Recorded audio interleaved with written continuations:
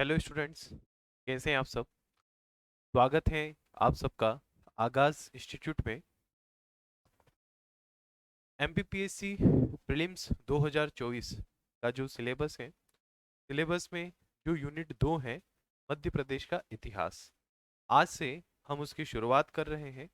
जो आपका नया सिलेबस है, नया पैटर्न है, बिल्कुल उसी के अकॉर्डिंग हम यह पूरा कोर्स कंप्लीट करेंगे। एक एक बिंदु जो सिलेबस में दिए गए हैं, सिलेबस के सब्जेक्ट के, उन्हें हम कंप्लीट करने वाले हैं। आज हमारी पहली क्लास है। चलिए, तो शुरुआत करने से पहले सबसे पहले हम थोड़ा सिलेबस देख लेते हैं कि आखिर में आपका जो सिलेबस है वो क्या है, और सिलेबस में जो टॉपिक हैं आपके, उन्हें हम किस प्रकार से पढ़ेंगे, क्या हमारी रणनीति होगी, है ना। तो आइए हम करते हैं शुरुआत, एक एक बात को अच्छे से समझते हैं। तो जो सिलेबस है आपका, मध्य प्रदेश का इतिहास, संस्कृति एवं साहित्य, जो कि यूनिट 2 के अंतर्गत दिया गया है। अगर हम टॉपिक की बात करें तो मध्य प्रदेश के इतिहास की महत्वपूर्ण घटनाएं, प्रमुख राजवंश, स्वतंत्रता आंदोलन में मध्य प्रदेश का योगदान, मध्य प्रदेश की प्रमुख कला एवं स्थापत्य कला, मध्य प्रदेश की प्रमुख जनजातियां एवं उनकी बोलियां, मध्य प्रदेश के प्रमुख त्योहार, लोक संगीत, लोक कलाएं व लोक साहित्य, मध्य प्रदेश के प्रमुख साहित्यकार एवं उनकी कृतियां, मध्य प्रदेश के प्रमुख धार्मिक, सांस्कृतिक एवं पुरातात्विक पर्यटन स्थल, मध्य प्रदेश में विश्व धरोहर स्थल, और मध्य प्रदेश के प्रमुख जनजाति व्यक्तित्व। ये आपका पूरा सिलेबस है। अब सिलेबस में यदि हम देखें तो दो टॉपिक ऐसे हैं जो यूनिट 10 के ही हैं, है ना। पहला टॉपिक है मध्य प्रदेश की प्रमुख जनजातियां एवं उनकी बोलियां, और जो दूसरा टॉपिक है वह है मध्य प्रदेश के प्रमुख जनजाति व्यक्तित्व। तो ये दोनों ही वे टॉपिक हैं जो ऑलरेडी हम यूनिट 10 में पढ़ने वाले हैं, यूनिट 10 में हम पढ़ेंगे, ठीक है। अब इन टॉपिक के अतिरिक्त यदि हम टॉपिक की बात करें तो वह मध्य प्रदेश के इतिहास की घटनाएं, राजवंश आंदोलन में मध्य प्रदेश का योगदान, स्वतंत्रता आंदोलन में, और मध्य प्रदेश की कला, स्थापत्य कला, त्योहार, संगीत, धार्मिक और पुरातात्विक स्थल वगैरह, है ना, विश्व धरोहर स्थल, ये सारे टॉपिक बचते हैं। तो आज से जो हम शुरू कर रहे हैं, जो हम पढ़ रहे हैं, जो मतलब हम जो मध्य प्रदेश के इतिहास को शुरू करेंगे, तो इसमें हम कौन कौन से टॉपिक को कवर करेंगे, है ना। हमारी जो क्लास होगी उस क्लास में हम कौन कौन से टॉपिक को कवर करेंगे, क्या हमारी पूरी स्ट्रेटजी होगी, थोड़ा आप उस पर सुनिएगा। देखो स्टूडेंट, हम चाहें तो इन टॉपिक को सेपरेट भी पढ़ सकते हैं, हम चाहें तो ऐसा भी कर सकते हैं कि मध्य प्रदेश के इतिहास की महत्वपूर्ण घटनाएं, सारी घटनाएं एक साथ पढ़ लें, फिर उसके बाद मध्य प्रदेश के जो खास खास राजवंश हैं उन्हें पढ़ लें, फिर स्वतंत्रता आंदोलन में मध्य प्रदेश का योगदान पढ़ लें, है ना। इस टाइप से हम सेपरेट सेपरेट भी इन टॉपिक्स को पढ़ सकते हैं।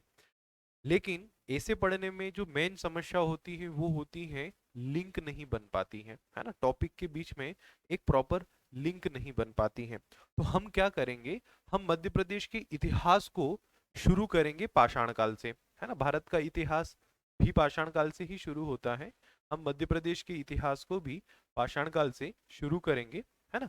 तो पाषाण काल से हम जो मध्य प्रदेश के इतिहास की शुरुआत करेंगे, पाषाण काल से लेकर आधुनिक काल तक, मध्य प्रदेश के गठन तक या मध्य प्रदेश के वर्तमान स्वरूप तक, पाषाण काल से लेकर वर्तमान तक हम मध्य प्रदेश के इतिहास को पढ़ेंगे। लेकिन इतिहास को पढ़ते हुए हम ध्यान किन टॉपिक पर देंगे, तो हम पाषाण काल से आगे ताम्रपाषाण काल, वैदिक काल, महाजनपद काल, है ना, मौर्य काल, ऐसे हम एक एक सारे टॉपिक को पढ़ते चलेंगे, है ना। लेकिन हम बात किन किन टॉपिक पर करेंगे जो हमारे सिलेबस में दिए हुए हैं, जैसे जो महत्वपूर्ण घटनाएं हैं, है ना, जैसे पाषाण काल हो गया, महाजनपद काल हो गया, या वैदिक युग हो गया, तो उस समय की जो महत्वपूर्ण घटनाएं हैं हमारे मध्य प्रदेश में घटित होने वाली, तो हम उन घटनाओं पर फोकस करेंगे।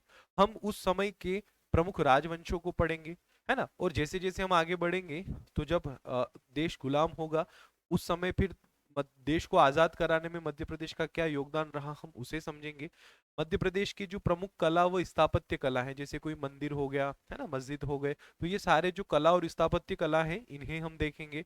और मध्य प्रदेश के जो धार्मिक, सांस्कृतिक एवं पुरातात्विक स्थल हैं, जैसे हम पाषाण काल से शुरू कर रहे हैं तो हम उसमें भीमबेटका पढ़ रहे हैं, आदमगढ़ पढ़ रहे हैं, हम उसमें सांची पढ़ेंगे, है ना, खजुराहो पढ़ेंगे। तो ये सब क्या है, ये मध्य प्रदेश के धार्मिक स्थल हैं, पुरातात्विक स्थल हैं या सांस्कृतिक स्थल हैं। तो हम क्या करेंगे कि इतिहास को पाषाण काल से वर्तमान तक पढ़ना स्टार्ट करेंगे, और उस पाषाण काल से लेकर वर्तमान तक मध्य प्रदेश के इतिहास में हम इन सारे टॉपिक को कवर करते हुए चलेंगे। जैसे भीमबेटका है तो वो विश्व धरोहर स्थल है, खजुराहो है तो विश्व धरोहर स्थल है ना, सांची है तो वो विश्व धरोहर स्थल है। तो हम क्या करेंगे कि सिलेबस को पाषाण काल से पढ़ते हुए चलेंगे और सभी टॉपिक को हम क्या करेंगे, कवर करते हुए चलेंगे। मतलब उसमें ये सारे टॉपिक हमारे कवर हो जाएंगे। तो उससे क्या फायदा होगा, उससे एक प्रॉपर लिंक बनेगी कि हाँ गुप्त काल आया है ना, और फिर गुप्त काल के बाद फिर जो प्रतिहार परमार वगैरह जो काल आए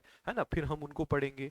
फिर गुलाम वंश आया है ना, फिर मुगल काल आया है ना। तो हम इस टाइप से जब लिंक बनाते हुए इन टॉपिक को पढ़ेंगे ना, तो आपको सब्जेक्ट भी अच्छा समझ में आएगा और लंबे समय तक चीजें जो हैं वो आपको याद रखने में भी आसानी होगी। ठीक है स्टूडेंट, तो हम जो है इस टाइप से ये सारी चीजें करने वाले हैं। इस टाइप से हम इस पूरे सिलेबस को कवर करेंगे, एक एक बिंदु को हम अच्छे से समझेंगे, एक एक पॉइंट पर हम बात करेंगे और हम पूरा प्रयास करेंगे कि इस मध्य प्रदेश के इतिहास को है ना, जो सिलेबस में दिया गया है, हम इसी सीमाओं में रहकर पढ़ें।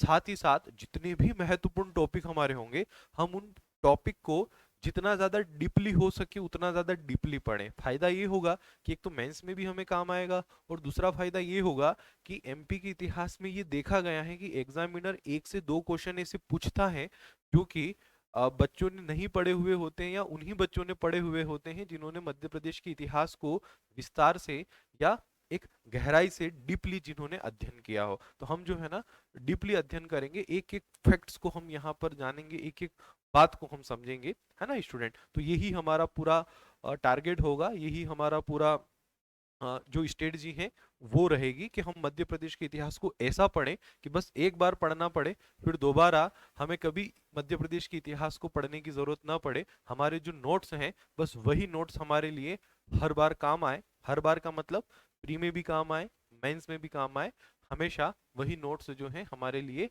महत्वपूर्ण रहे। ठीक है स्टूडेंट, तो हम मध्य प्रदेश के इतिहास को बहुत गहराई से, बहुत विस्तार से, बहुत डीपली पॉइंट टू पॉइंट पढ़ेंगे और एक पूरी लिंक बनाकर पढ़ेंगे। ऐसा नहीं पढ़ेंगे कि मंदिर मंदिर एक साथ पढ़ लिए, अ, राजवंश एक साथ पढ़ लिए और जो महत्वपूर्ण घटनाएं उनको एक साथ पढ़ ली, है ना। उससे क्या होता है कि प्रॉपर लिंक नहीं बन पाती है ना। हम पूरा बेसिक से शुरू करेंगे, एक एक चीज को समझेंगे, एक एक बात को जानेंगे। ठीक है स्टूडेंट, तो ये हमारी इस क्लास की पूरी स्ट्रेटजी रहेगी। आज जो है हमारी पहली क्लास है, ठीक है, मध्य प्रदेश के इतिहास की। टॉपिक जो है वो है संस्कृति और साहित्य, जो सिलेबस में दिया गया है, और बिल्कुल नए सिलेबस पे आधारित जो पूरा पैटर्न है उसी पर हम इस क्लास को शुरू कर रहे हैं, और उसी के अकॉर्डिंग हम जो है सारी चीजें कंप्लीट करेंगे। और मेरी ये गारंटी है कि आप मध्य प्रदेश के इतिहास में जितना आपको यहाँ पर क्लास में कंप्लीट करवाया जाएगा, आप उनको एक प्रॉपर नोट्स में लिख लीजिएगा। आप इतना विश्वास रखेगा कि परीक्षा में यदि मध्य प्रदेश के इतिहास के 10 क्वेश्चन आएंगे तो 10 में से 10 क्वेश्चन आपको इन नोट्स में से मिलेंगे। हाँ, कभी कभार हो सकता है कि कोई एक आध क्वेश्चन आउट ऑफ सिलेबस चला जाए, तो वो फिर सबके लिए होगा, है ना। मतलब ऐसा नहीं होगा कि वो आपने नहीं पढ़ा और किसी और ने पढ़ा है। अगर वो आपने नहीं पढ़ा मतलब फिर वो किसी ने भी नहीं पढ़ा होगा, ये आप बिल्कुल विश्वास रखिए। ठीक है स्टूडेंट, चलिए तो हम शुरुआत करते हैं मध्य प्रदेश के इतिहास की। जो मध्य प्रदेश में इतिहास में हमारे काम का है वो सारा हम पढ़ेंगे। यूं तो पढ़ने को बहुत कुछ है, लेकिन आप सिविल सेवा की तैयारी कर रहे हो, यहाँ सबसे महत्वपूर्ण ये हो जाता है कि आखिर में आपके लिए इम्पोर्टेंट क्या है ना। मतलब छोड़ना क्या है और पढ़ना क्या है, वो सबसे ज्यादा इम्पोर्टेंट है ना। तो हम वही पढ़ेंगे जो एग्जाम ओरिएंटेड है, जो एग्जाम में आता है, जो परीक्षा में पूछा जाता है। अध्ययन बिल्कुल गहराई से करेंगे, एक एक फैक्ट पर बात करेंगे, डीपली जाकर चीजों को समझेंगे, और पूरा एक सिस्टमेटिक तरीके से लिंक बनाकर हम सब्जेक्ट को कंप्लीट करेंगे। तो आप बिल्कुल निश्चिंत रहिएगा, आप अपने नोट्स को जरूर बनाइएगा। मैं पीडीएफ दे दूंगा, मोबाइल एप्लीकेशन जो है आगाज इंस्टीट्यूट का, वीडियो के डिस्क्रिप्शन में जिसकी लिंक है, आप उस एप्लीकेशन को डाउनलोड कर लें। वहां पर आपको ये क्लासेस भी मिलेगी, और क्लासेस के साथ साथ इन क्लासेस के पीडीएफ भी वहां आपको देखने को मिलेंगे। अगर किसी क्लास का पीडीएफ नहीं है तो समझ जाइएगा कि वो नोट्स आपको खुद बनाना है, क्योंकि उस क्लास का जो काम है, उस क्लास के लिए पीडीएफ से काम नहीं होगा, वो नोट्स भी आपको बनाना है। ठीक है, तो पीडीएफ तो आपको मिल ही जाएगी, लेकिन साथ में साथ आप खुद भी नोट्स बनाइए। नोट्स बनाना एक अच्छी आदत है। प्री के बाद हमें मेंस भी देना है, और जब हम खुद लिखते हैं चीजों को तो ज्यादा लंबे समय तक भी हमें याद रहती हैं और प्रॉपर समझ में भी आती हैं। चलिए शुरुआत करते हैं पाषाण काल से। मैंने कहा ना, हम पाषाण काल से लेकर वर्तमान काल तक पूरा मध्य प्रदेश के इतिहास को पढ़ेंगे, और बीच में जितने भी जो हमारे टॉपिक हैं महत्वपूर्ण, हम उन सबको कंप्लीट करते हुए चलेंगे। ये हमारा पूरा लक्ष्य रहेगा। ठीक है स्टूडेंट, चलिए तो करते हैं हम शुरुआत।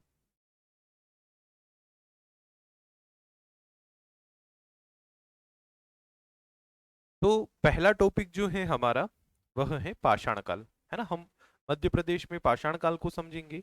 पाषाण काल से रिलेटेड जो महत्वपूर्ण स्थल हैं, महत्वपूर्ण घटनाएं हैं, ठीक है, या पाषाण काल से रिलेटेड वो सारे टॉपिक जो हमारे सिलेबस में दिए गए हैं, हम उन टॉपिक्स को कंप्लीट करेंगे।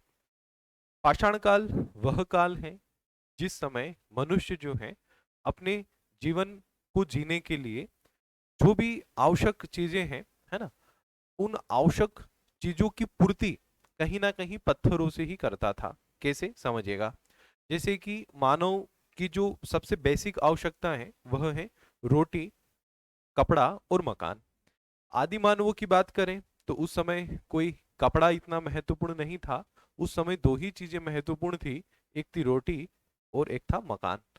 अब खाने के लिए आदि मानव क्या करता था, शिकार करता था या वृक्षों से फल को तोड़कर खाता था। तो शिकार करने में भी वह पत्थर यूज करता था, फलों को तोड़ने में भी वह पत्थर यूज करता था, मतलब पत्थर ही उसके भोजन का प्रबंध करते थे। रहने के लिए वो पत्थरों से गुफाएं बनाता था और उन गुफाओं में वो निवास करता था। मतलब पत्थर जो है, पत्थर पत्थरों से ही वह गुफाओं का निर्माण करके उनमें रहता था। मतलब वो पूरी तरह से पत्थरों पर ही निर्भर था। किसी, अगर मान लीजिए पशु का वह शिकार भी कर लेता था तो उस पशु की को चीरने फाड़ने के लिए भी वो नुकीले पत्थरों का ही यूज करता था। नुकीले पत्थरों से ही उन जानवरों को वो मारता था। नुकीले पत्थरों से ही उन जानवरों को चीर फाड़ करके वो खाता था। और उसके बर्तन भी जो होते थे वो पत्थरों के ही होते थे जिसमें वो अपना भोजन वगैरह रख कर खाता था। तो हम यूं बोलेंगे कि शुरुआत में मानव जो है वो पूरी तरह से पत्थरों पर ही डिपेंड था। धातु से उसका कोई परिचय नहीं था, धातुओं के बारे में वो नहीं जानता था। इसलिए हम उस काल को पत्थर युग बोलते हैं, पाषाण काल बोलते हैं, स्टोन एरा बोलते हैं, क्योंकि उस समय मनुष्य जो है पूरी तरह से पत्थरों पर ही निर्भर था। आज हम पत्थरों पर उतने निर्भर नहीं है। आज हम निर्भर हैं प्लास्टिक पर, आज हम निर्भर हैं मेटल्स पर, आज हम धातुओं पर निर्भर हैं, है ना। पत्थरों पर हम कम निर्भर हैं। हम निर्भर ज्यादातर किस में है, धातुओं पर, है ना। आज आपने देखा होगा हमारे बहुत सारे ऐसे उपकरण हैं, बर्तन हो गए, घर वगैरह हो गए, तो इनमें भी बड़ी मात्रा में जो है मेटल वगैरह, मतलब धातुएं ही यूज की जाती हैं, है ना। पत्थर आज भी यूज होते हैं, लेकिन उस समय तो पूरी तरह से पत्थर ही यूज होते थे। तो वह काल, है ना, जिस समय मानव पत्थरों पर आश्रित था, तो उसे पाषाण काल बोलते हैं। भारत के इतिहास में आप इसको और डिटेल में पढ़ोगे कि पाषाण काल कितने टाइप्स का होता है, मतलब इसको कितने भागों में बांटा गया है, किस भाग की क्या विशेषता थी, कौन सा भाग कितना पुराना था, भारत के इतिहास में आप सब पढ़ोगे। अभी तो विषय है हमारा सिर्फ मध्य प्रदेश का इतिहास। तो मध्य प्रदेश के इतिहास में यदि हम पाषाण काल की बात करें तो प्राचीन कालीन मनुष्य जो है वो नदियों के किनारे निवास करता था। मतलब पाषाण कालीन हम मानव की बात करें तो पाषाण कालीन मानव कहाँ निवास करता था, वो करता था नदियों के किनारे। उसके पीछे की कुछ कारण है, आखिर क्यों मानव नदियों के किनारे निवास करता था प्राचीन समय में। तो प्राचीन समय में मानव के नदियों के किनारे निवास करने का जो सबसे प्रमुख कारण है, वो प्रमुख कारण है जल की 12 ही महीने उपलब्धता। क्योंकि मानव कहीं और रहेगा, है ना, तो वहां पर उसको आसानी से तो जल मिलेगा नहीं। कहीं पहाड़ पर रहेगा तो वहां पानी कैसे पिएगा। आज तो हम पानी को कैसे भी स्टोर कर लेते हैं, लेकिन उस समय कोई ऐसी तकनीक तो थी नहीं कि वो पानी को कहीं ऊपर पहाड़ पर स्टोर कर ले और 6 महीने वहां पर बैठकर उस पानी को पिए, है ना। तालाब के किनारे भी रहेगा तो तालाब भी आप जानते हो कि कौन से 12 ही महीने तालाबों में पानी होता है। नदियां ही ऐसी होती हैं जो 12 ही महीने बहती हैं। आज भी बहुत सारी नदियां ऐसी हैं भारत में जिनमें 12 ही महीने पानी होता है। हालांकि बहुत सारी नदियां ऐसी हैं जो सूख जाती हैं, उसके पीछे भी हम हमारे मानवीय कारण ही है ना, हम मानवों की वजह से ही वो सूखती हैं। उस समय तो पानी का कोई पीने के अलावा कोई ऐसा खेती बाड़ी में भी यूज नहीं होता था पानी, या पानी से और कुछ इस प्रकार की मशीनें वगैरह भी नहीं चलाई जाती थी, या पानी को आज जो वेस्ट किया जा रहा है इतना वेस्ट भी नहीं किया जाता था। तो छोटी से छोटी नदियां भी 12 ही महीने भरी रहती थी, 12 ही महीने उनमें पानी होता था। मतलब पृथ्वी पर जो वाटर लेवल है वो बहुत अच्छा था, तो नदियां जो थे वो 12 ही महीने बहती थी। तो आदि मानव नदियों के किनारे किनारे रहता था ताकि वो पानी पी सके, 12 ही महीने, जब भी प्यास लगे नदी जाकर पानी पी ले, क्योंकि उसके पास से कोई प्लास्टिक की बोतल या ऐसे कंटेनर नहीं होते थे कि जिनमें वो पानी भर के अपने साथ रखे। धीरे धीरे उसने सब सीखा कि पानी को भी कैसे साथ में रखना है। दूसरी चीज, जहां पानी ज्यादा होगा वहां हरियाली भी ज्यादा होगी, जहां हरियाली ज्यादा होगी वहां शाकाहारी जीव भी बहुत ज्यादा होंगे, हिरण हो गया, है ना, उसके अलावा और भी बहुत सारे जीव होते हैं, है ना, गाय भैंस वगैरह, है ना, ये जो जंगली गायें और जंगली भैंसें वगैरह जो होती हैं वो सारी वहां पर भी क्या होगी, वहां पर भी विचरण करेगी। दूसरी चीज, वहां पर जो दूसरे जीव हैं, जैसे पानी है तो वहां मछलियां, केकड़े, बहुत सारे ऐसे अन्य जीव भी होंगे। मतलब पानी के आसपास हरियाली के साथ साथ जैव विविधता ज्यादा होगी। जैव विविधता अगर ज्यादा होगी तो शिकार करने में आसानी होगी। आदि मानव को कम मेहनत पर आसानी से शिकार मिल जाएगा। कहीं मैदानी इलाकों में रहेगा, कहीं पहाड़ पर रहेगा, तो वहां पर जैव विविधता कम है ना, तो वहां पर उसको शिकार उतना आसानी से नहीं मिलेगा, बहुत प्रयास, बहुत मेहनत करना पड़ेगी। लेकिन ऐसी जगह होगा जहां पर भरपूर मात्रा में जीव हैं, तो उसके लिए शिकार करना भी आसान होगा, है ना, आसानी से वो शिकार कर सकता है ना। और दूसरी चीज, नदियों के किनारे रहेगा तो नदियों के आसपास के जो किनारे हैं वहां पर बहुत सारे ऐसे बड़े बड़े पत्थर होते हैं जहां वो आसानी से अपनी गुफाओं को बनाकर वहां पर अच्छे से निवास भी कर सकता है। तो इस कारण मानव ने क्या किया शुरुआत में, है ना, आदि मानव ने क्या किया, नदियों के किनारे ही रहना पसंद किया, है ना। हम भी अगर होते उस समय तो हम भी नदियों के किनारे ही रहते, है ना, क्योंकि वहीं पर जीवन संभव था। कहीं मैदानी इलाकों में पहाड़ पर रहते तो क्या रोज पानी पीने के लिए नीचे आते हैं, एक एक घंटे में प्यास लगती तो क्या पहाड़ से नीचे उतर कर पानी पीने आते, है ना, संभव नहीं था। तो प्राचीन काल में मानव जो है वो नदियों के किनारे ही बसा था। अगर हम आगे भी बात कर लेना, चाहे हम आदि मानव को छोड़ दे, आगे की जो सभ्यताएं आई, चाहे हड़प्पा सभ्यता हो, वैदिक सभ्यता हो, या महाजनपद काल हो, या मौर्य काल हो, गुप्त काल हो, तो इनमें भी जितने भी इनकी राजधानियां या जितने भी बड़े बड़े शहर हुआ करते थे वो सारे के सारे नदियों के ही किनारे होते थे। नदियां जो हैं आज भी संपन्न, नदियों के किनारे बसे शहर गांव आज भी संपन्न नहीं माने जाते हैं। चाहे आप हमारे भारत के भी ऐसे बहुत सारे शहर देख लो जो किसी नदी के किनारे बसे हैं, किसी समुद्र के तट पर हैं, और वो बहुत ज्यादा सक्षम है, बहुत ज्यादा संपन्न है। उसके पीछे हालांकि बहुत सारे नए नए कारण भी हैं, है ना, जो उस समय नहीं थे। जैसे आज का कारण है व्यापार, है ना, समुद्र के किनारे जैसे मुंबई है ना, मुंबई एक समय कुछ नहीं था, लेकिन मुंबई तटी क्षेत्र होने के कारण आज देखो कितना सक्षम है ना। तो बहुत सारी चीजें हैं। तो प्राचीन काल में मनुष्य जो है वो नदियों के किनारे निवास करता था। अगर हम बात करें कि भाई भारत में सबसे पहले कौन सी नदी के किनारे मानव के रहने और बसने के साक्ष्य मिले हैं कि इस नदी के किनारे मानव जो था वो रहता था, तो हमें सबसे पुराना प्रमाण जो भारत में मिलता है वो मिलता है नर्मदा नदी के तट पर, है ना, कि मानव जो है, अगर भारत में मानव के कहीं रहने के सबसे पहले प्रमाण मिले हैं तो वो मिले हैं स्टूडेंट नर्मदा नदी के किनारे। ये आपको याद रखना है,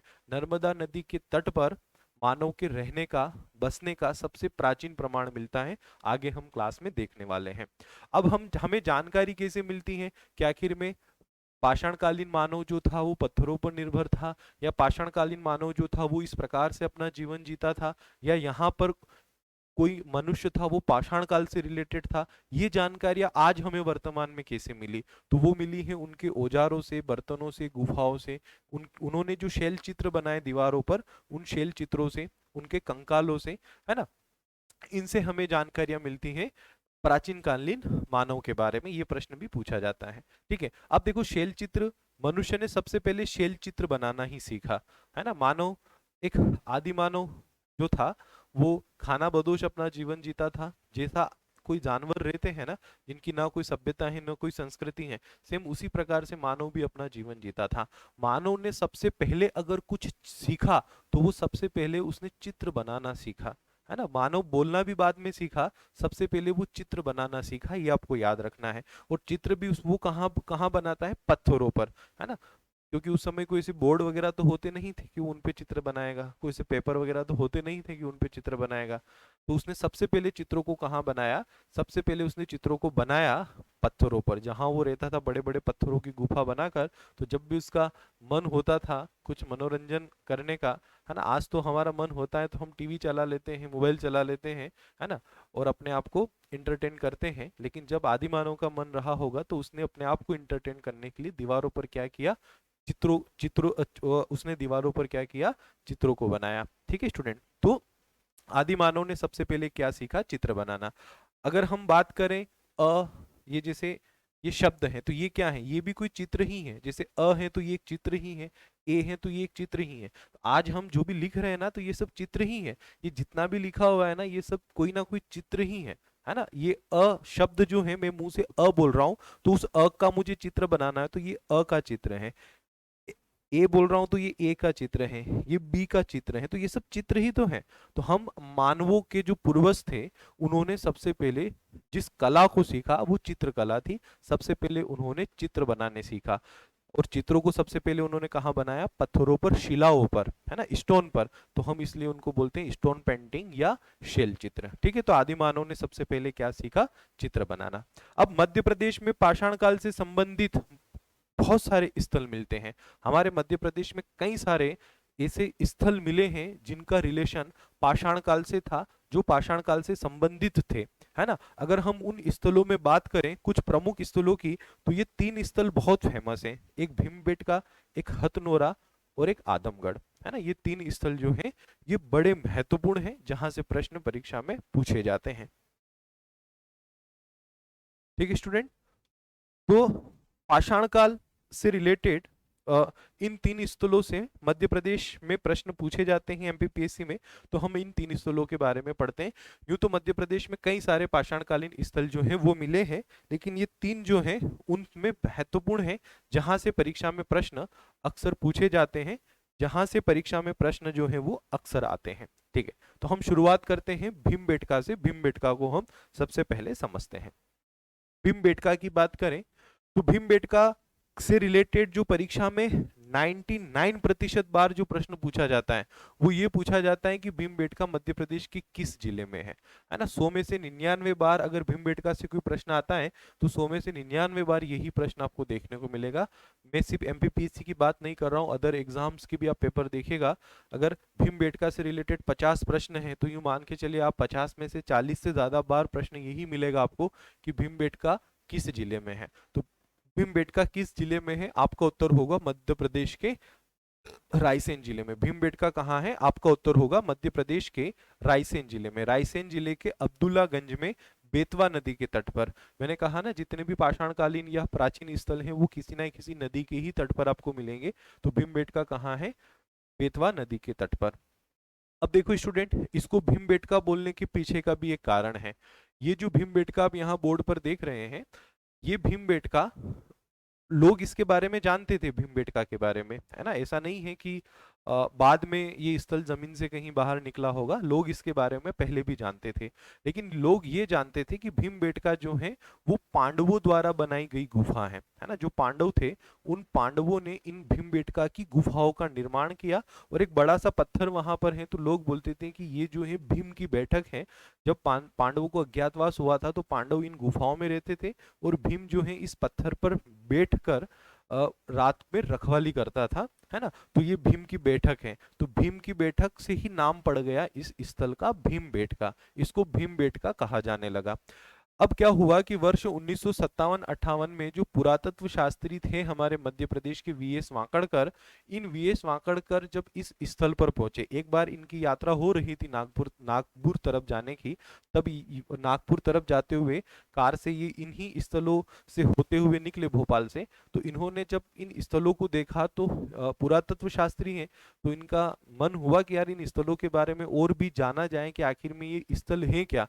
तो वीएस वाकड़कर जब इन स्थलों तक पहुंचे, तब उन्हें एहसास हुआ कि ये स्थल जो हम पांडवकालीन समझ रहे हैं, महाभारत कालीन समझ रहे हैं, ये इससे भी और प्राचीन हो सकते हैं। और जब बाद में भीमबेटका में वीएस वाकड़कर तथा उनकी टीम ने जब खोज की, तब पता चला कि ये महाभारत कालीन या पांडवकालीन स्थल नहीं है, ये तो पाषाण कालीन स्थल हैं। आदि मानव यहाँ रहते थे, आदि मानवों द्वारा बनाई गई ये गुफाएं हैं, और उन्होंने इस स्थल को खोजा, है ना। इसलिए हम बोलते हैं कि इसकी खोज 1957-58 में वीएस वाकड़कर ने की। लोग, ऐसा नहीं है कि 1957-58 से पहले इस स्थल के बारे में लोग नहीं जानते थे।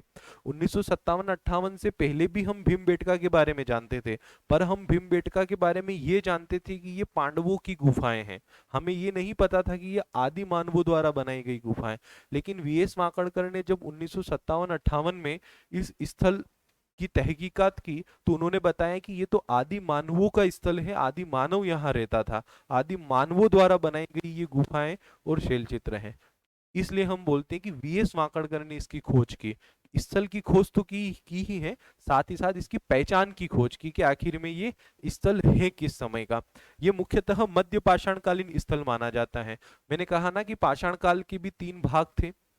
आप भारत के इतिहास में पढ़ोगे तो पाषाण काल के 3 भाग, पुरा पाषाण काल, मध्य पाषाण काल और नव पाषाण काल। तो जो मध्य पाषाण काल था ना, पाषाण काल का समय, उस पाषाणकालीन मध्य पाषाणकालीन समय का ये भीमबेटका स्थल माना जाता है। इसे मानव विकास का प्रारंभिक स्थल भी कहा जाता है।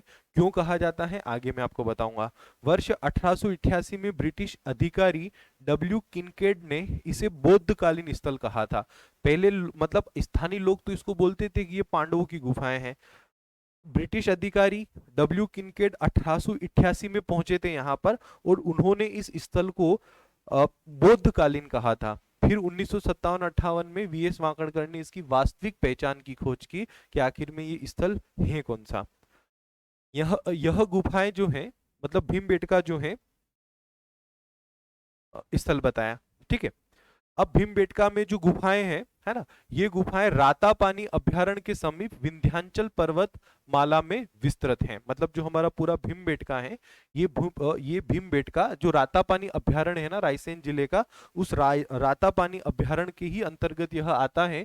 और विंध्याचल पर्वतमाला की जो पहाड़ियां हैं, उन पहाड़ियों पर ये भीमबेटका विस्तृत है। कौन कौन सी पहाड़ियां हैं?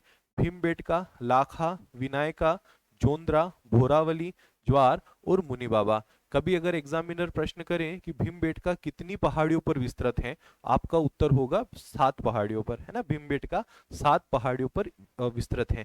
भीमबेटका से क्या मिला? तो भीमबेटका से लगभग 700 से ज्यादा तो गुफाएं मिली, है ना, केव्स मिली हैं 700 से ज्यादा। जिन केव्स में लगभग 300 केव्स ऐसी हैं, 300 गुफाएं ऐसी हैं जिसमें शैल चित्र बने हुए हैं, है ना, जिनमें स्टोन, सॉरी, जो रॉक हैं उन पर पेंटिंग बनी हुई है, शैल चित्र बने हुए हैं 700 में से 300 गुफाओं में, है ना। शैल चित्र क्या होते हैं? पत्थरों पर बने हुए चित्र। इन शैल चित्रों की जो विषय वस्तु है कि आखिर में आदि मानव ने इन शैल चित्रों में क्या बनाया था, तो उसने पशु पक्षी बनाए। जितनी भी मानवीय क्रियाएं वो देखता था या करता था, उन मानवीय क्रियाओं को उसने क्या किया? अच्छे कलर से, है ना, दीवारों पर बनाया। अब कलर कैसे बनाता था? तो उन कलर के लिए वो क्या करता था? लाल तथा सफेद कलर का जो गेरू होता है ना, पत्थर होता है गेरू वाला, तो उस गेरू को वो क्या करता था? जानवरों की चर्बी में मिक्स करके इन चित्रों का वो क्या करता था? दीवारों पर निर्माण करता था, दीवारों पर इन चित्रों को उकेरता था, बनाता था। इन चित्रों का वर्णन rock shelter in Madhya Pradesh शीर्षक के अंतर्गत किया गया है ना। आगे मैं आपको बताऊंगा, एक किताब है जिसमें rock shelter in Madhya Pradesh के अंतर्गत भीमबेटका के चित्रों का विस्तृत वर्णन किया गया है। तो देखो स्टूडेंट, अब कुछ बेसिक बातें यहां से समझो जो प्रश्न परीक्षा में होंगे। भीमबेटका किस जिले में है? रायसेन में। कहा? अब्दुल्लागंज में। भीमबेटका से क्या मिला? भीमबेटका से गुफाएं मिली, भीमबेटका से शैल चित्र मिले। भीमबेटका विंध्याचल पर्वतमाला के अंतर्गत आता है और 7 पहाड़ियों पर विस्तृत है। भीमबेटका की खोज वीएस वाकड़कर ने 1957-58 में की। भीमबेटका बेतवा नदी के तट पर है। ये जितनी भी लाइनें मैंने बोली है ना, ये सारे फैक्ट हैं जो एग्जामिनर आपसे पूछेगा, है ना। एग्जामिनर आपसे पूछेगा भीमबेटका में जो शैल चित्र बने हुए हैं उनकी विषय वस्तु क्या थी, तो आपका उत्तर होगा पशु पक्षी मानवीय क्रियाएं। भीमबेटका में जो शैल चित्र हैं उन्हें कौन से उनको किससे बनाया गया था, तो आप कहेंगे लाल तथा सफेद कलर के गेरू से, है ना। लाल तथा सफेद कलर के गेरू से इन चित्रों का निर्माण किया गया था, है ना। ये आपको याद रखना है। हालांकि ये जो नंबर है 700 से ज्यादा गुफाएं मिली हैं, ये नंबर, इन नंबरों में भी विवाद है ना। कोई किसी एक गुफा को 1 मानता है, उसी गुफा के 2 हिस्से को किसी ने 2 गुफाएं माना। तो कई बार ये आंकड़े अलग अलग देखने को मिलते हैं। तो मुझे नहीं लगता कि एग्जामिनर आपसे नंबर पूछेगा। जो फैक्ट है आप उन पर बात करिएगा। भीमबेटका कौन से अभ्यारण्य के अंतर्गत आता है? तो रातापानी अभ्यारण्य। रातापानी अभ्यारण्य जो है, उस रातापानी अभ्यारण्य की जो सीमाएं हैं, जो एरिया है, उस रातापानी अभ्यारण्य के एरिया के अंतर्गत ही भीमबेटका जो क्षेत्र है ना वो आता है। ये आपको याद रखना है। चलिए, अब भीमबेटका में जो गुफाएं मिली, अगर उन गुफाओं में यदि हम प्रमुख गुफाओं की बात करें, ठीक है स्टूडेंट, भीमबेटका में जो गुफाएं मिली उन गुफाओं में यदि हम प्रमुख गुफाओं की बात करें तो वो प्रमुख गुफाएं हैं, नंबर 1 उजाड़ गुफा, नंबर 2 रंग महल गुफा, नंबर 3 पेशाच्य गुफा, नंबर 4 सभागार गुफा जो भीमबेटका की सबसे बड़ी गुफा है ना। ये कुछ प्रमुख गुफाओं के नाम हैं। मैंने कहा ना भीमबेटका में 700 से भी ज्यादा गुफाएं मिली हैं। जिन 700 में से लगभग 300 गुफाएं ऐसी हैं जिन गुफाओं के अंदर ऐसे चट्टानों पर चित्र बने हुए हैं, है ना, शेल चित्र बने हुए हैं। तो भीमबेटका की कुछ प्रमुख गुफाओं की बात करें तो ये कुछ प्रमुख गुफाओं के नाम हैं, जिनमें सभागार गुफा जो है वो सबसे बड़ी गुफा है। अब ये जो उजाड़ गुफा है ना, इस उजाड़ गुफा में एक चित्र बना है जिसमें हाथ में त्रिशूल लेकर नृत्य करते हुए एक व्यक्ति को दर्शाया गया है, जिसे वीएस वाकड़कर ने नटराज की उपाधि दी या नटराज कहा कि ये नटराज का चित्र है। उजाड़ गुफा जो है भीमबेटका की, उन 700 गुफाओं में गुफा है उजाड़ गुफा। उस उजाड़ गुफा में एक चित्र बना है जिसमें एक व्यक्ति हाथ में त्रिशूल लेकर नृत्य कर रहा है। तो वीएस वाकड़कर ने उसे नटराज कहा कि ये नटराज का चित्र है। तो कभी एग्जामिनर पूछे कि भीमबेटका की कौन सी गुफा में नटराज का चित्र अंकित है तो उजाड़ गुफा, है ना। या ऐसा भी प्रश्न पूछ सकता है कि उजाड़ गुफा में नृत्य करते हुए एक व्यक्ति को दर्शाया गया है, वीएस वाकड़कर ने उस व्यक्ति को किसकी संज्ञा दी तो नटराज की संज्ञा दी। इस टाइप से प्रश्न आ सकते हैं, ठीक है। इन गुफाओं का संबंध पांडवों से भी बताया जाता है तथा परमार गुप्त शुंगकालीन मंदिर के अवशेष भी यहाँ से मिलते हैं। मैंने कहा ना कि स्थानीय लोग जो हैं पांडवकालीन इन मंदिरों को बताते थे, इन गुफाओं को बताते थे। लेकिन जब वीएस वाकड़कर ने इसकी वास्तविक पहचान को खोजा तो पता चला कि ये तो पाषाण काल से रिलेटेड है। हो सकता है यहाँ पांडव भी आकर रहे हो, परंतु पांडवों ने इन गुफाओं को नहीं बनाया। फिर बाद में जो शुंग और गुप्त परमार इन राजाओं ने जब राज्य किया तो ये राजा भी इन गुफाओं के बारे में जानते थे। इन राजाओं का भी इन गुफाओं से परिचय था, क्योंकि यहाँ पर कुछ ऐसे अवशेष मिलते हैं जो अवशेष ये बताते हैं कि शुंग काल में, परमार काल में, गुप्त काल में लोग जो थे यहाँ आए थे, लोगों का यहाँ परिचय था, लोग इन गुफाओं के बारे में जानते थे। उन अवशेषों से हमें यह पता चलता है। तो ये भीमबेटका के बारे में कुछ बेसिक बात हुई। अगर हम और आगे समझे तो वर्ष 1990 में भारतीय पुरातत्व सर्वेक्षण विभाग ने भीमबेटका को राष्ट्रीय महत्व का स्थल घोषित किया था कि भीमबेटका जो है वो राष्ट्रीय महत्व का स्थल है। फिर आगे चलकर वर्ष 2003 में यूनेस्को ने इसे विश्व धरोहर सूची में शामिल किया गया, जो कि भारत का 24वां तथा मध्य प्रदेश का तीसरा स्थल था यूनेस्को की विश्व धरोहर सूची में शामिल होने वाला। यूनेस्को की जो विश्व धरोहर सूची है उसमें इसे शामिल किया गया था 2003 में। ये फैक्ट भी कई बार परीक्षा में आता है कि भीमबेटका को यूनेस्को की विश्व धरोहर सूची में कब शामिल किया गया था, 2003 में। हमारे सिलेबस में टॉपिक है ना कि मध्य प्रदेश के विश्व धरोहर स्थल, है ना। तो देखो ये पहला विश्व धरोहर स्थल है, नाम है जिसका भीमबेटका। शामिल कब किया गया था, 2003 में। कौन से नंबर का था तो भारत में 24वां था और मध्य प्रदेश में तीसरा। इससे पहले दो और शामिल हो चुके थे, एक खजुराहो और एक सांची, ये दोनों शामिल हो चुके थे। तीसरा जो था वो भीमबेटका था। अब यूनेस्को में शामिल होने का क्या फायदा, तो देखो यूनेस्को में किसी भी स्थल को इसलिए शामिल किया जाता है ताकि उसका प्रॉपर तरीके से प्रमोशन किया जाए, ताकि उसका प्रॉपर तरीके से संरक्षण किया जा सके, है ना, प्रॉपर तरीके से उसका कंजर्वेशन हो, है ना, प्रॉपर तरीके से उसका प्रमोशन हो।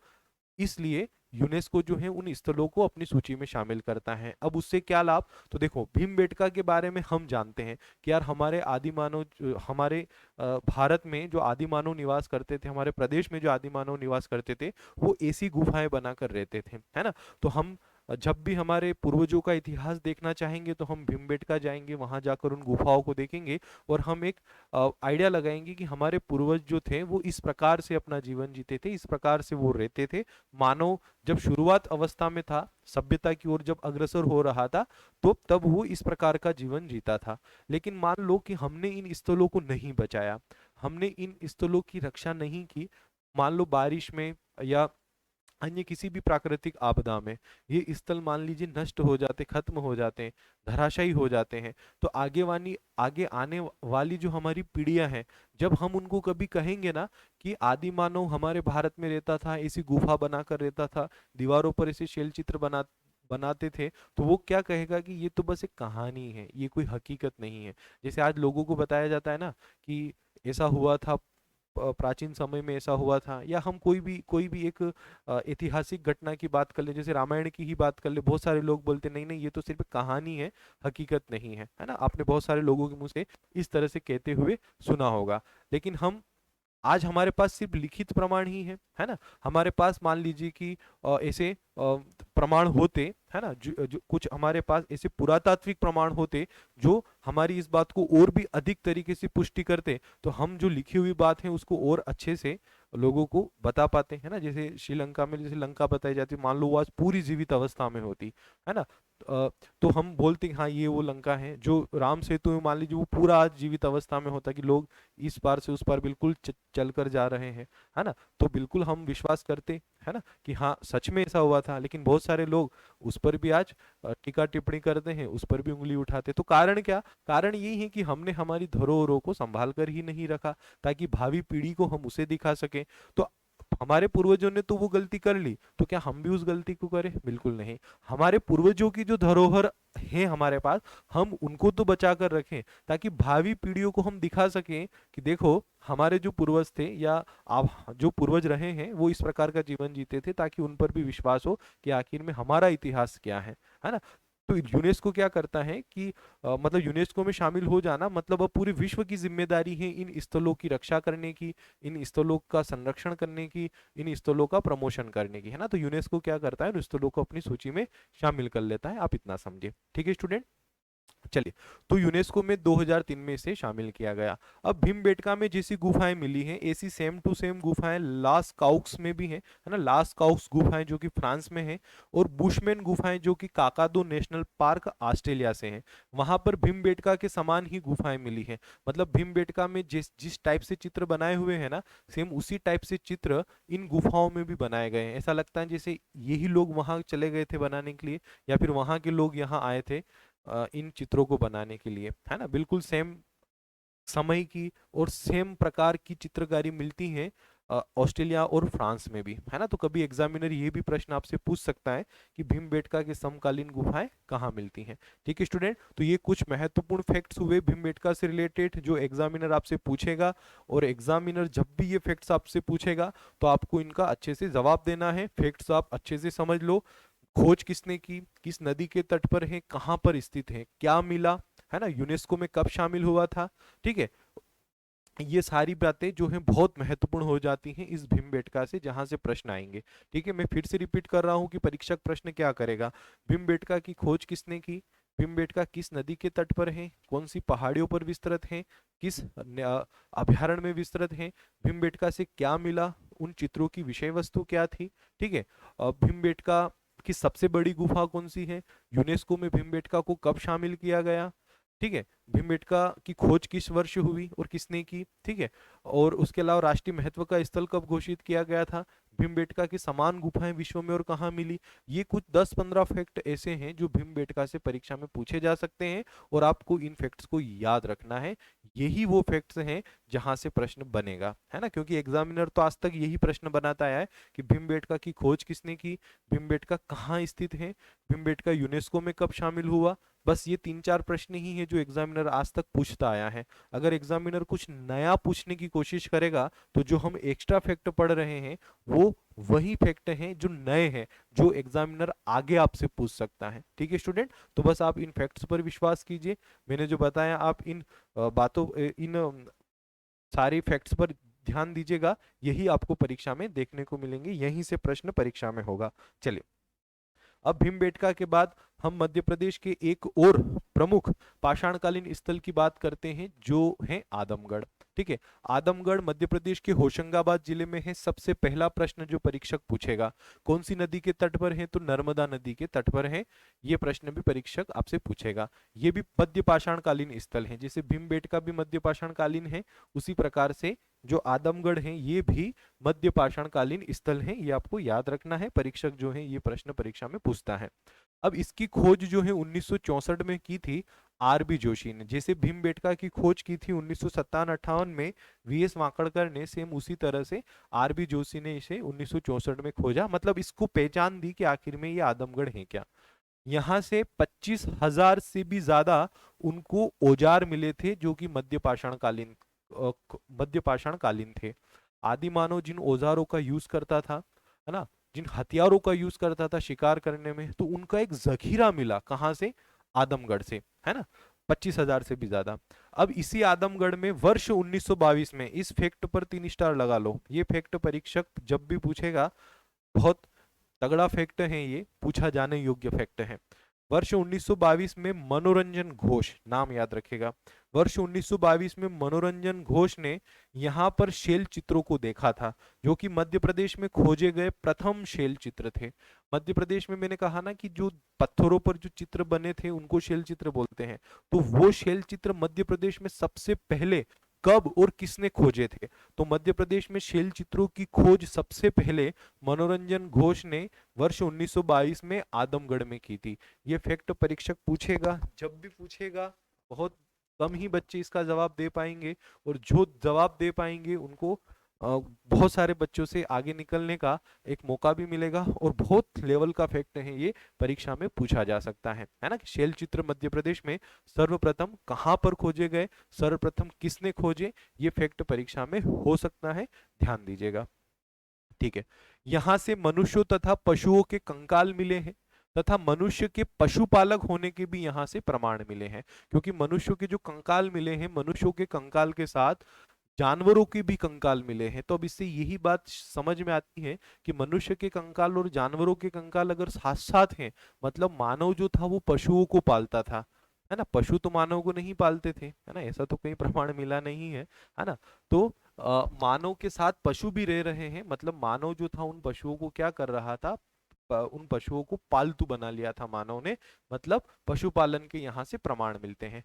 मनुष्य के साथ कुत्ते को दफनाने के भी यहाँ से साक्ष्य मिलते हैं, कहाँ से? आदमगढ़ से।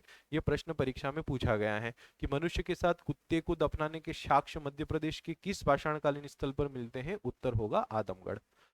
जिराफ व अन्य जंगली जानवरों के भी यहाँ से अवशेष मिले हैं। ये फैक्ट बहुत इंपॉर्टेंट है जो यहाँ से पूछा जाएगा। और जो एक और फैक्ट जो इंपॉर्टेंट है ना, कि मनोरंजन घोष वाला, एक नर्मदा नदी नदी और एक यहाँ से 25,000 से भी ज्यादा हथियारों का जखीरा मिला, खोज किसने की? तो ये 6-7 फैक्ट हैं आदमगढ़ से जो परीक्षा में पूछे जाते हैं, आगे भी पूछे जाएंगे, और आपको इन फैक्ट्स को अच्छे से याद रखना है। ठीक है स्टूडेंट, चलिए। तो ये दूसरा पाषाणकालीन स्थल हुआ। अब यदि हम मध्य प्रदेश के तीसरे पाषाणकालीन स्थल की बात करें, तो उस तीसरे पाषाणकालीन स्थल का नाम है हथनोरा। हथनोरा मध्य प्रदेश के सीहोर जिले में है, नर्मदा नदी के तट पर। देखो, दो फैक्ट तो ये हो गए, सीहोर जिला और कौन सी नदी? तो नर्मदा नदी। तीसरा और इंपॉर्टेंट, ये पूरा पाषाणकालीन स्थल है, जबकि भीमबेटका और आदमगढ़ मध्य पाषाणकालीन स्थल है। मतलब हथनोरा जो है ये भीमबेटका और आदमगढ़ से भी पुराना है ना, ये भीमबेटका और आदमगढ़ से भी पुराना है, पहले का है ना। कौन सा? हथनोरा। अब हथनोरा की खोज किसने की? तो 1982 में अरुण सोनकिया ने। ये दो फैक्ट और आपको याद रखना है।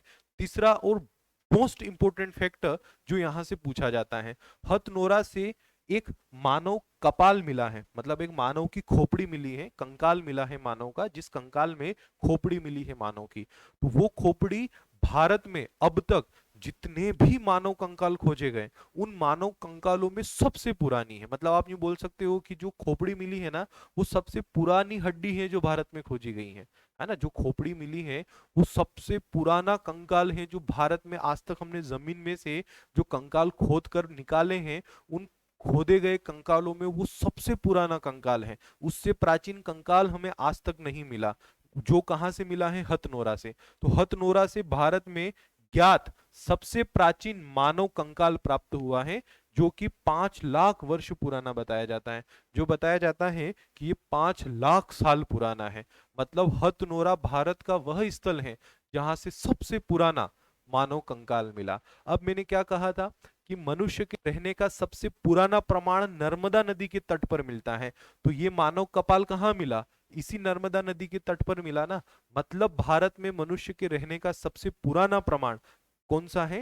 नर्मदा नदी के तट पर, है ना। तो नर्मदा नदी के तट पर सबसे पुराना नर कंकाल मिला। अब ये जो नर कंकाल मिला, जिस नर कंकाल में कपाल मतलब खोपड़ी मिली, तो किसकी थी? तो जब हमने कार्बन डेटिंग की, इसका परीक्षण किया, तो पता चला कि ये किसी 30 वर्षीय महिला की थी, है ना। कोई महिला थी जो 30 साल की थी, जिसकी ये खोपड़ी थी, जिसे नाम दिया गया होमो इरेक्टस नर्मदेनेसिस, है ना। होमो इरेक्टस नर्मदेनेसिस, नर्मदा के तट पर मिला, है ना। और प्रजाति वगैरह सब मिलाकर इसका जो वैज्ञानिक नाम बना, वो बना होमो इरेक्टस नर्मदेनेसिस, जिसे हमने नर्मदा मानव कहा, है ना।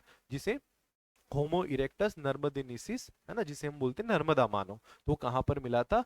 हथनोरा। अब एग्जामिनर ये प्रश्न पूछता है, मध्य प्रदेश में होमो इरेक्टस नर्मदेनेसिस की खोज कहां पर की गई? तो कहां की गई स्टूडेंट? हथनोरा में। या मध्य प्रदेश में नर्मदा मानव की खोज कहां की गई? तो हथनोरा में। मध्य प्रदेश में सबसे सॉरी भारत में सबसे प्राचीन मानव कंकाल मध्य प्रदेश में कहां मिला? तो वो हथनोरा में मिला। इस टाइप के प्रश्न परीक्षा में पूछे जाते हैं। या प्रश्न पूछा जाएगा, नर्मदा मानव की खोज किसने की? या होमो इरेक्टस नर्मदेनेसिस को किसने खोजा? तो अरुण सोनकिया ने खोजा। ये आपको याद रखना है ना, ये आपको याद रखना है। चलिए नेक्स्ट देखें, तो इस नर कपाल को नर्मदा मानव भी कहा जाता है, जो वर्तमान में मानव विज्ञान संग्रहालय नागपुर में है। अगर आपकी कोई इच्छा हो कि सर हम भी इस खोपड़ी को देखें जाकर, तो आप नागपुर म्यूजियम चले जाइए। वहां पर जो मानव संग्रहालय है, आप वहां चले जाइए। वहां पर आपको बाकायदा एक कांच के बक्से में पैक ये देखने को मिलेगा, है ना। आज भी इसको मानव विज्ञान संग्रहालय जो नागपुर में है, वहां पर इसको सुरक्षित रखा हुआ है। इसके अतिरिक्त यहाँ पर जिराफ के चित्र वाली गुफा मिली है हथनोरा में, और स्टेगोडोन हथिनी के प्रमाण भी प्राप्त हुए हैं कि भाई यहाँ स्टेगोडोन हाथी जो था वो रहता था। स्टेगोडोन हाथी जो है विलुप्त हो चुके हैं। जैसे हम बोलते हैं ना कि हमारे विश्व में हमारा जो विश्व है, इस विश्व में पहले बड़े आकार वाले जीव जो है वो निवास करते थे, है ना। फिर समय के साथ साथ वो जीव जो है नष्ट हो गए, है ना। तो उन जीवों में जैसे डायनासोर है ना, तो डायनासोर की तरह ही उन जीवों में एक जीव था स्टेगोडोन हाथी, जो कि वर्तमान हाथियों से लगभग 20 से 25 गुना बड़ा था। मतलब इतना विशाल हाथी, समझ सकते हो आप कितना विशाल हाथी होगा। ऐसा कहा जाता है कि उसके 33 से 40 फीट उसके दांत होते थे, है ना। एक दांत ही 30 फीट से ज्यादा लंबाई का होता था। तो सोचिए कि आज वर्तमान जो हाथी है ना, उस हाथी को तो वो स्टेगोडोन अपने दांत में उछाल के फेंक दे, इतना विशाल का ही हाथी था वो स्टेगोडोन हाथी। बड़े तीखे और बड़े लंबे उसके दांत होते थे। तो आज तो विलुप्त हो चुका है, जैसे डायनासोर विलुप्त है वैसे वो भी विलुप्त है ना। लेकिन उसके प्रमाण हमें मिलते हैं कहाँ से? हथनोरा से, है ना। स्टेगोडोन हाथी के प्रमाण मिलते हैं हथनोरा से। ठीक है, तो ये महत्वपूर्ण 3 स्थल हुए, है ना, जहां से परीक्षा में प्रश्न बनते हैं, जहां से प्रश्न परीक्षा में पूछे जाते हैं। मध्य प्रदेश के पाषाणकालीन स्थलों में हमने भीमबेटका पढ़ा, आदमगढ़ पढ़ा और हथनोरा पढ़ा। इन्हीं तीनों स्थलों से प्रश्न पूछे जाते हैं, इन्हीं तीन ही स्थलों से प्रश्न आते हैं। सिलेबस क्या है? प्रमुख घटनाएं। तो इन 3 स्थलों में प्रमुख घटना कौन सी? नर्मदा मानव का मिलना एक प्रमुख घटना है। भीमबेटका की खोज होना, ये भी एक प्रमुख घटना है ना। हमारे सिलेबस में एक टॉपिक है आ, हमारे सिलेबस में एक टॉपिक है विश्व धरोहर, तो हमने भीमबेटका को देखा। भीमबेटका एक विश्व धरोहर स्थल है। हमारे सिलेबस में एक टॉपिक है मध्य प्रदेश के प्रमुख पर्यटन स्थल और पुरातात्विक स्थल, तो भीमबेटका, आदमगढ़, हथनोरा ये प्रमुख पर्यटन या हम यूं कहेंगे पुरातात्विक स्थल है ना। तो हमारे सिलेबस के जो टॉपिक हैं, इन 3 टॉपिक को पढ़ा हमने, तो हम हमारे बहुत सारे जो सिलेबस वाले टॉपिक हैं वो कंप्लीट हो गए, है ना। मैंने कहा था ना, हम एक शुरू से पढ़ते चलेंगे और हमारे सिलेबस के टॉपिक को कवर करते चलेंगे। तो हमारे जो सिलेबस के टॉपिक है हमने उनको कवर किया। इवेंट क्या है? इन स्थलों की खोज, नर्मदा मानव की खोज, ये एक इवेंट है, ये घटना है ना। और दूसरी चीज हमने स्थलों को पढ़ा, तीसरी चीज हमने विश्व धरोहर सूची को पढ़ा। तो हम सिलेबस के ही अनुसार चीजों को पढ़ते चल रहे हैं। ठीक है, अगर हम बात करें मध्य प्रदेश में अन्य पाषाणकालीन स्थलों की, तो ये कुछ अन्य पाषाणकालीन स्थलों की एक लिस्ट है, जो मैं आपको पीडीएफ में दे दूंगा। तो आप एक नजर इन पर मार लेना। एक नजर का मतलब ये है कि याद रहे तो भी ठीक है, नहीं रहे तो भी ठीक है, एक नजर मार लेना। कभी इनमें से परीक्षा में कुछ आ जाए तो आप उसका उत्तर दे सको। भले तुक्का भी लगाओ तो कहीं ना कहीं वो तुक्का 60-70% तो सही लगे, है ना। ये बहुत सारे स्थल हैं, है ना, जिन स्थलों की खोज कहाँ पर हुई, कौन कौन से जिले में है, वो सारा यहाँ पर लिखा हुआ है। ठीक है स्टूडेंट, चलिए तो ये लिस्ट आप देख लीजिएगा, पीडीएफ में आपको मिलेगी। उसके अलावा कुछ गुफाएं हैं, है ना, ये तो कुछ स्थल हुए मध्य प्रदेश के पाषाणकालीन। लेकिन इसके अलावा कुछ गुफाएं हैं, उन गुफाओं में जैसे लिखी छाछ गुफा, ये ग्वालियर में है।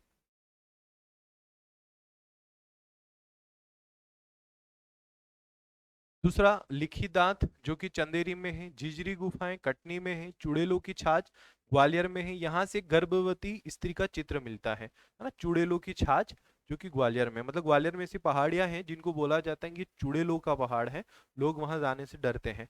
मामा भांजा गुफाएं होशंगाबाद में है, जमुना पानी छिंदवाड़ा में है, काजल रानी खंडवा, आपचंद की गुफाएं सागर, भुईमाड़ गुफाएं सीधी, लाल घाटी गुफाएं भोपाल, हल्लू माता भोपाल, डमडम गुफाएं रीवा, चिब्बड़ नाला गुफाएं मंदसौर और झामुर गुफाएं छतरपुर। तो ये कुछ अन्य पाषाणकालीन गुफाएं हैं जो हमारे मध्य प्रदेश में मिली हैं। ये कुछ पाषाणकालीन स्थल हैं, है ना, और ये कुछ पाषाणकालीन गुफाएं हैं। अगर हम पाषाणकालीन और कुछ फैक्ट्स की बात करें कि यार अगर मान लीजिए कि भीमबेटका, हथनोरा, आदमगढ़ इनके अलावा अगर कुछ परीक्षा में आ गया, है ना, कुछ फैक्ट आ गया, तो वो यहाँ से हो सकता है। जैसे ये फैक्ट है कि मध्य प्रदेश में सबसे प्राचीन व सर्वाधिक संख्या में शैल चित्र भीमबेटका से प्राप्त हुए हैं ना, ये एक फैक्ट है। दूसरा, मध्य प्रदेश में प्रथम स्वास्तिक चिन्ह के प्रमाण होशंगाबाद की बनियावेरी गुफाओं से मिले हैं, है ना, ये फैक्ट भी इंपॉर्टेंट है कि मध्य प्रदेश में प्रथम स्वास्तिक चिन्ह का प्रमाण कहां से मिला, तो होशंगाबाद की बनियावेरी गुफा से। होशंगाबाद में जो बनियावेरी गुफा है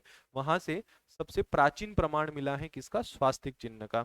वहीं गुप्तेश्वर जो जबलपुर है, वहां पर सर कुचले हुए शिशु का कंकाल मिला है ना, जो संभवतः बाल हत्या से संबंधित है ना, मतलब मध्य प्रदेश के जबलपुर में जो गुप्तेश्वर है, उस गुप्तेश्वर नामक स्थान से एक ऐसा कंकाल मिला है जो छोटे बच्चे का है और किसी ने पैर से उसका सिर कुचला हुआ है। तो उससे ये समझ में आता है कि ये बाल हत्या से संबंधित होगा, मतलब उस समय भी बाल हत्या की गई होगी, है ना।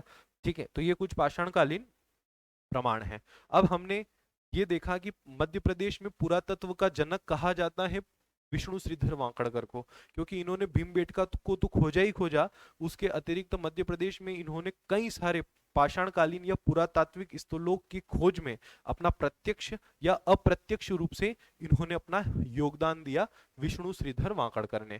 तो विष्णु श्रीधर वांकड़कर से रिलेटेड भी प्रश्न परीक्षा में आ चुका है, आगे भी पूछा जाएगा। विष्णु श्रीधर वांकड़कर जिन्हें मध्य प्रदेश के पुरातत्व का जनक कहा जाता है, अगर परीक्षक पूछे मध्य प्रदेश में पुरातत्व का जनक किसे कहते हैं, विष्णु श्रीधर वांकड़कर को। इनकी पुस्तक है the stone age painting in India, ये पुस्तक याद रखेगा, विष्णु श्रीधर वांकड़कर की पुस्तक है the stone age painting in India. इस पुस्तक में ही इन्होंने rock shelter in Madhya Pradesh शीर्षक के नाम से भीमबेटका के शैल चित्रों का वर्णन किया है। मैंने भीमबेटका में कहा था ना कि rock shelter in Madhya Pradesh के अंतर्गत इन चित्रों का वर्णन हुआ है, और फिर मैंने आपको कहा था कि आगे बताऊंगा कि किस बुक में है ये टॉपिक, है ना। तो ये बुक है the stone age painting in India. इस बुक में एक टॉपिक है rock shelter in Madhya Pradesh. इस टॉपिक के अंतर्गत भीमबेटका के शैल चित्रों का वर्णन किया है विष्णु श्रीधर वांकड़कर ने। इन्होंने मध्य प्रदेश के शैल चित्रों को 20 शैलियों तथा 5 कालखंडों में बांटा, कि मध्य प्रदेश के जो शैल चित्र हैं वो 20 अलग अलग शैलियों में बने हैं तथा 5 अलग अलग कालखंडों में बने हैं, है ना। तो ये प्रश्न भी पूछा जा सकता है। इनका जन्म 1919 में नीमच जिले में हुआ था। वर्ष 1988 में इनकी सिंगापुर में मृत्यु हुई और वर्ष 1975 में इन्हें पद्मश्री से सम्मानित किया गया था। तो ये पद्मश्री वाला सन जरूर पूछा जा सकता है। जन्म मृत्यु का सन उतना इंपॉर्टेंट नहीं है याद रखना, लेकिन ये पद्मश्री वाला सन जरूर आप याद रखेगा, और इनकी किताब का नाम भी याद रखेगा, है ना, stone age painting in India, है ना, जो कि विष्णु श्रीधर वांकड़कर की किताब है। चलिए, अब एक करंट का फैक्ट मैं आपको बताता हूं, मध्य प्रदेश में पाषाण काल से संबंधित एक करंट अफेयर का फैक्ट, कि अभी हाल ही में जो मध्य प्रदेश है, इस मध्य प्रदेश के नर्मदापुरम जिले में जो सतपुड़ा टाइगर रिजर्व है, इस सतपुड़ा टाइगर रिजर्व में 10,000 पुराने शैल चित्र मिले हैं। इनमें इन शैल चित्रों में जंगल में रहने वाले लोगों के जीवन को दर्शाया गया है, और जो चूर्णा गुंदी है, चूर्णा गुंदी में जो रॉक पेंटिंग है ना, जो सतपुड़ा सतपुड़ा टाइगर रिजर्व में ही है, नर्मदापुरम में है ना, जो चूरनागुंदी है वहां पर रॉक पेंटिंग जो मिली है वह सबसे ज्यादा साफ और सुंदर है। उसमें हाथी घोड़े पर बारात को दर्शाया गया है, और ज्यादातर पेंटिंग जो है उसमें शिकार करते हुए दर्शाया गया है। मतलब 10,000 साल पुरानी एक पेंटिंग मिली है हमारे सतपुड़ा टाइगर रिजर्व में, है ना, होशंगाबाद जिले में, जिसमें बारात को दर्शाया गया है। मतलब 10,000 साल पहले भी जो है लोग बारात लेकर जाते थे, है ना, घोड़े पर बैठकर बारात लेकर जाते हुए दर्शाया गया है। मतलब ये हम जो बारात में घोड़े पर बिठाते ना दूल्हे को, दूल्हा दो घोड़े पर बैठकर बारात लेकर जाता है, तो ये प्रथा कोई अभी नहीं आई। 10,000 साल पुराने प्रमाण इसके मिलते हैं हमारे प्रदेश में, ना, सतपुड़ा में ऐसा चित्र मिला है इसमें बारात को अंकित किया है, बारात को पत्थरों पर चित्रों के माध्यम से शो किया गया है। ठीक है, तो ये कुछ करंट अफेयर का फैक्ट है, कभी एग्जामिनर पूछ ले तो आपको याद रखना है। ठीक है स्टूडेंट, तो ये हमारा मध्य प्रदेश में पाषाण काल कंप्लीट हुआ। पाषाण काल से रिलेटेड जितने भी महत्वपूर्ण फैक्ट्स हैं हमने उनको समझा, हमने उनको पढ़ा, और मेरी गारंटी है, आप विश्वास रखिए, इन्हीं फैक्ट्स से आपका पेपर बनेगा। इन्हीं फैक्ट्स में से प्रश्न जो है वो परीक्षा में आपको देखने को मिलेंगे। आप अपने नोट्स अच्छे से बनाइएगा और उन्हीं नोट्स पर आप विश्वास और भरोसा कीजिएगा। प्रश्न जो सब बनाएंगे, है ना, वो तो आप बना ही लोगे, लेकिन जो कोई नहीं बना रहा होगा वो भी आप बना लोगे, अगर आप इन चीजों को पढ़कर परीक्षा में जाओगे तो। ठीक है स्टूडेंट, चलिए, तो ऑल द बेस्ट, मिलते हैं हम अगली क्लास में, जिनमें हम मध्य प्रदेश में ताम्रपाषाण काल, वैदिक काल, इन टॉपिक को कवर करेंगे। ठीक है स्टूडेंट, तो ये पूरी सीरीज हमारी चलेगी जिसमें हम मध्य प्रदेश का पूरा इतिहास, मतलब जो यूनिट 2 है सिलेबस की, उसे हम कवर करेंगे। चैनल को आप सब्सक्राइब कर ले, ताकि जैसे ही अगली क्लास आएगी उसका नोटिफिकेशन आप तक पहुंच जाएगा। पीडीएफ के लिए आपको एप्लीकेशन डाउनलोड करना है, जहां पर एमपीपीएससी प्रीलिम्स फुल कोर्स नाम से ऑप्शन दिखेगा, उस पर क्लिक करोगे तो वहां सारे यूनिट हाँ, यूनिट वाइज आपको क्लासेस मिलेगी, और उन्हीं क्लासेस में आपको सारे के सारे पीडीएफ में मिलेंगे। अगर कोई ऑनलाइन टेस्ट भी होगा तो वो भी आपको वहीं पर देखने को मिलेगा। ठीक है स्टूडेंट, तो ऑल द बेस्ट, मिलते हैं हम अगली क्लास में।